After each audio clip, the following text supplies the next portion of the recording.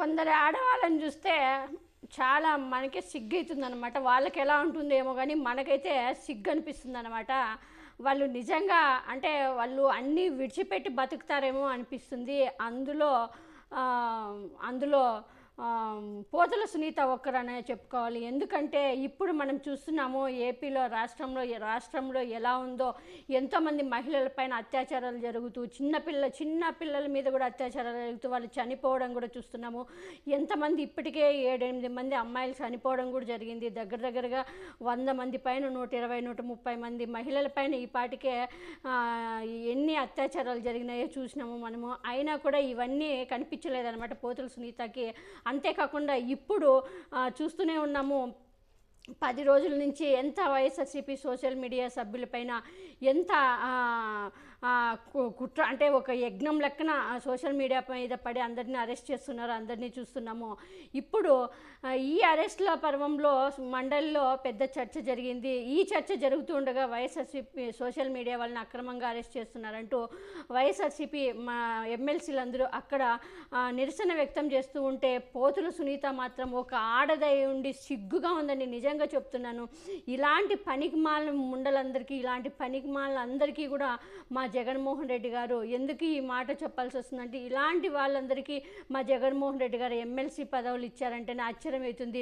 వీళ్ళు అధికారం లేకపోతే ఉండలేరేమో అనిపిస్తుంది. అధికారం అప్పుడు అంతే టీడీపీ అధికారం కోల్పోతేనే వెంటనే పోతుల సునీత గారు మా పార్టీలోకి చేరి మళ్ళీ పదవి కొట్టేశారు, ఎమ్మెల్సీ పదవి. ఇప్పుడు జగన్మోహన్ రెడ్డి గారు అధికారం కోల్పోతేనే వెంటనే ఆమెకి అసలు మహిళా అధికార ప్రతినిధి ఇస్తే ఏ రోజు కూడా మహిళల గురించి వైఎస్ఆర్సీపీ పార్టీలో ఉన్నప్పుడు కూడా మాట్లాడిండేది లేదు. ఏ మహిళల్ని ఎంతమంది ఇబ్బంది పడినా ఎప్పుడు ఆమె వస్తుంది, ఎప్పుడో సంవత్సరానికి ఒక ప్రెస్ మీట్ పెడుతుంది, వెళ్తుంది. ఆమె ఎవరో కూడా చాలామందికి తెలియదు అన్నమాట. అట్లాంటి ఆమె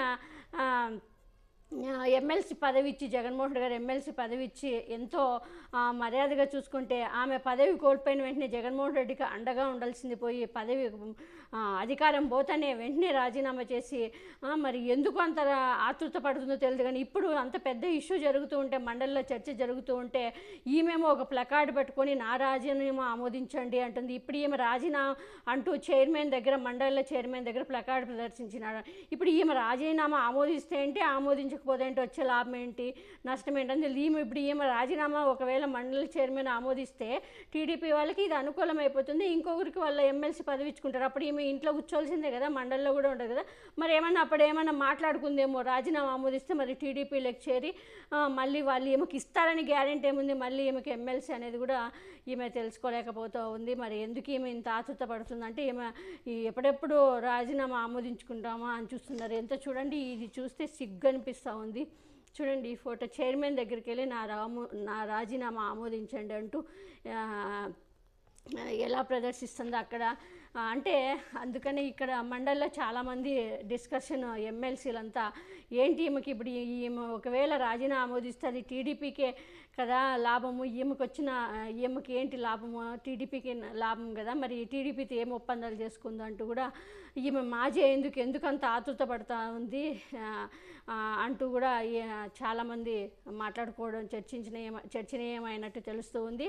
సో ఇలాంటి ఆడవాళ్ళు కూడా ఉంటారా, ఇప్పుడు జరుగుతున్న పరిణామాల్లో పోరాడాల్సింది పోయి ఇలాంటి ఎప్పుడెప్పుడు టీడీపీ వాళ్ళ అంటే రాజీనామా ఆమోదించుకొని టీడీపీలోకి చేరదామా అని ఆలోచిస్తానంటే, ఈమె పదవుల మీద ఎంత వ్యామోహము ఎంత ఉందనేది మనకు అర్థమవుతుంది.